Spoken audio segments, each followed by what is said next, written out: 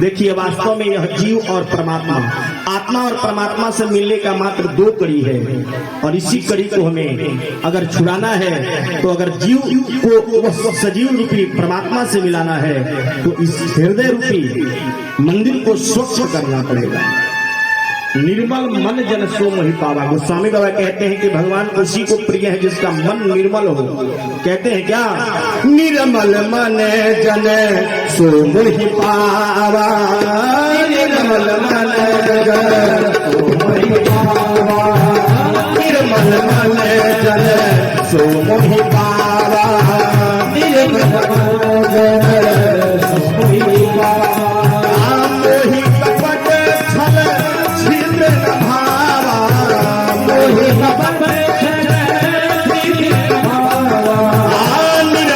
मन जन सो मोहि पावा।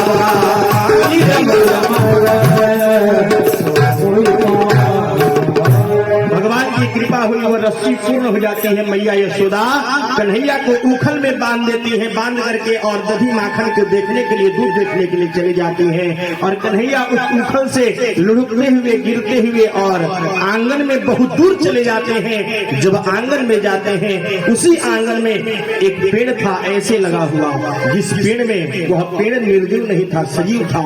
उसमें मनुष्य थे, गंधर्व रूपी जिसका नाम था यमलार्जुन। यमलार्जुन श्राप के कारण जड़ बने थे, पेड़ बने थे और कन्हैया के उसी आंगन में थे, नंद बाबा के आंगन में ही थे। कन्हैया ओखल को खींचते हुए ले जाते हैं और वो पेड़ में फंस जाता है ओखल। कन्हैया ने जोर लगाया, वह पेड़ उखड़ के नीचे गिरता है और उससे दो पुरुष जन्म लेते हैं, अवतार लेते हैं। दोनों पुरुष अवतार लेकर के, जन्म लेकर के कन्हैया से हाथ जोड़ के कहते हैं क्या? वाणी भागवत का वेद व्यास कहते हैं, वाणी गुणानु कथने श्रवणौ कथाया हस्तौ च कर्म सुमनस्तव पादयोर्नः स्मृत्यां शिरस्तव निवास जगत् प्रणामो दृष्टि सतां दर्शने भवतनूनाम्। ये यमलार्जुन कौन थे? ध्यान से सुनिएगा। ये यमलार्जुन गंधर्व थे। एक बार की बात है कि ये सरोवर में नंगा स्नान कर रहे थे। देखिए नदी में, गंगा में, जमुना में कभी भी निर्वस्त्र होकर के स्नान नहीं करना चाहिए। स्त्रियों को कम से कम 3 वस्त्र और पुरुष को, स्त्रियों को कम से कम 5 वस्त्र और पुरुष को 3 वस्त्र शरीर पे होना चाहिए स्नान करते समय। और जल में जब स्नान करें तो उछाल करके जल फेंक के स्नान नहीं करना चाहिए। स्नान का बहुत नियम बताया गया है। जब आप गंगा में, जमुना में प्रवेश करें तो जल को थोड़ा सा ऊपर से ऐसे हटा दें, जल हटा करके तब स्नान करना चाहिए, प्रणाम करके। यमलार्जुन उस सरोवर में जल उछाल करके नंगे होकर के स्नान कर रहे थे। देवर्षि नारद आकाश मार्ग से बीड़ा बजाते हुए जा रहे थे। श्रीमन नारायण नारायण नारायण, श्रीमन नारायण नारायण श्रीमन नारायण भवतारायण, श्रीमन नारायण श्रीमन नारायण नारायण नारायण।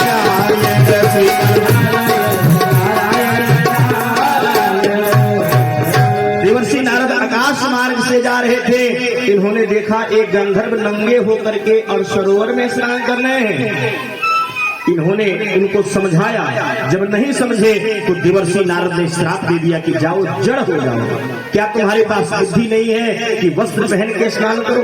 हाँ, इतनी युवा अवस्था है और इस अवस्था में निर्वस्त्र होकर के स्नान कर रहे हो, जाओ जड़ हो जाओ। अब इस सरोवर से निकलते हैं और देवर्षि नारद से हाथ जोड़ते हैं, कहते हैं कि हे महात्मन, अब आप उद्धार की मार्ग बताएं। देवर्षि नारद ने कहा, द्वापर युग में जब भगवान कृष्ण का जन्म होगा, जब मैया यशोदा उखल में उनको बांधेंगी, उन्हीं के द्वारा आप सबका उद्धार होगा। आज यमलार्जुन का कन्हैया ने उद्धार किया। बोलिए कृष्णचंद्र भगवान की। जैसे है पेड़ गिरा, मैया दौड़ के जाती है कि कन्हैया को कुछ हो गया। मैया अपने आंखों से उझल नहीं होने देती, इतना प्रेम करती है कन्हैया से। कन्हैया 1 मिनट के लिए, 1 घड़ी के लिए कहीं चले जाते, मैया हाथ में माखन की पोटी लेकर के, कटोरी लेकर के और हर गली गली में घूमती है कि क्या किसी ने मेरे कन्हैया को देखा? सुबह से कुछ नहीं खाया है, उसको कुछ खिलाना है। इतना प्रेम करती, इतना स्नेह करती। मैया ही नहीं करती, ब्रज की जितनी गोपियां हैं, जो कन्हैया को एक बार देखती वो आकर्षित हो जाती, मोहित हो जाती कन्हैया के सौंदर्य पर, कन्हैया के रूप में। कन्हैया इतने सुंदर, इतने सांवला स्वरूप है। एक बार कन्हैया घूमते घूमते कहीं निधिवन में बाग में चले जाते हैं। गोपियों को सुबह से शाम तक दिखाई नहीं पड़े। गोपियां आपस में एकत्रित होकर के गोपियों ने रोना शुरू कर दिया। देखिए गोपी जो है पढ़ी लिखी नहीं, निरपट जो है, लेकिन गोपियों को पता है कि प्रेम कैसे किया जाता है। हाँ, गोपियां सुबह से शाम हो गया जब कन्हैया को अपनी आंखों से नहीं देखती हैं, एक जगह एकत्रित होकर के और सब आपस में चिंतित होकर के कन्हैया के लिए रो रही हैं, बिलख रही हैं, ढूंढ रही हैं कि कन्हैया कहाँ गया। कन्हैया के लिए सब कहती हैं, कन्हैया तुझे एक नजर देखना है, कन्हैया तुझे एक नजर देखना, कन्हैया तुझे नजर देखना है, कन्हैया तुझे नजर देखना है, जिधर तुम छिपे हो उधर देखना है, कन्हैया तुझे नजर देखना है, कन्हैया गोपियों से कन्हैया एक दिन के लिए उलझन होते हैं और गोपियों से दूर जाकर के छिप जाते हैं। गोपियां रो रही हैं, ढूंढ रही हैं कि कन्हैया से कि आ जाओ, क्योंकि तुम्हारे बिना यह जीवन अधूरा है। जय हो।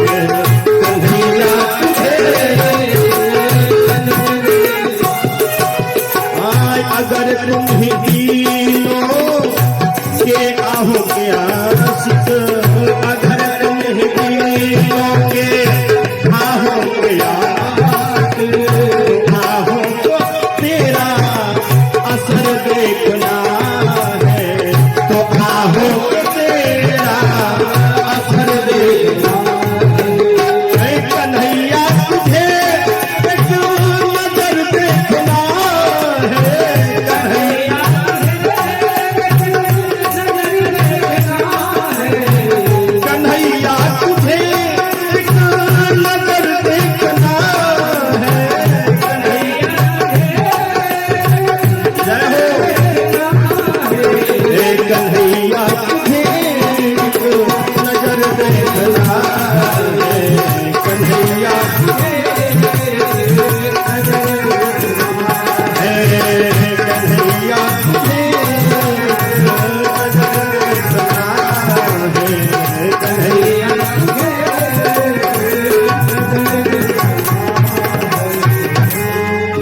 सुबह से शाम हो गया, कन्हैया को हर तरफ ढूंढती हैं, कन्हैया कहाँ छुपे हैं। कन्हैया शाम को प्रकट होते हैं। गोपियां जब देखती हैं कन्हैया को, ऐसा लगता है जैसे तड़पते हुए मछली को जल मिल गया हो, उस तरह गोपियों को अनुभव हो रहा है। इतना प्रेम करती हैं गोपियां। मैया यशोदा पूरा ब्रज प्रेम कर रहा है कन्हैया से।